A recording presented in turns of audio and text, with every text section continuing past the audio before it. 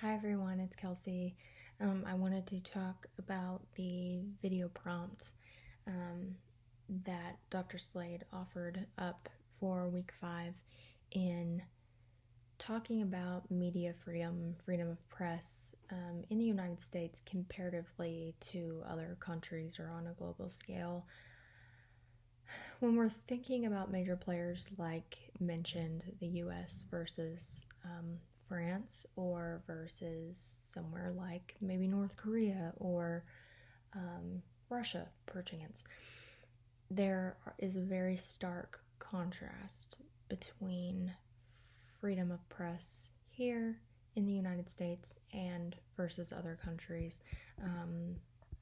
The question of whether it's better to have unlimited press freedom or more restrictions is really complex because on one hand you have the US, which is a near total freedom and allows a wide variety of perspectives and uncensored reporting, which can strengthen democracy. But on the other hand, you can have a flood of unverified, misleading information, especially online or social media platforms, and can create fear or misunderstanding or anger or violence in some cases, which we've seen in more recent years with misinformation and things being reported and maybe distorted from a lens or not fact checked, that are really lacking in journalistic integrity and can cause a lot of problems. And then you have stricter restrictions, which might improve the quality and reliability of information, but it could also limit freedom of expression, media independence, or suppress, kind of in the way of the video that was attached to this prompt during the Obama administration, with kind of attacking whistleblowers and people who are trying to expose corruption.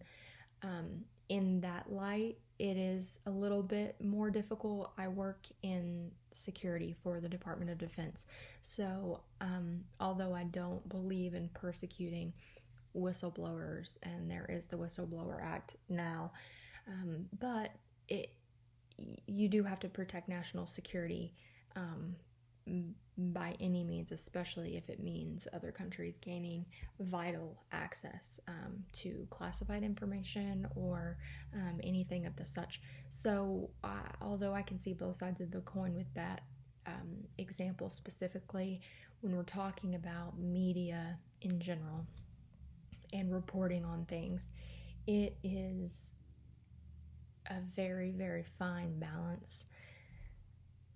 I think in this current political climate, reining it in and creating more standards for journalistic integrity and the information that is being pushed out should be enforced. I do think that. And in the other light, maintaining freedom of expression, but I think that the freedom that the U.S. has had,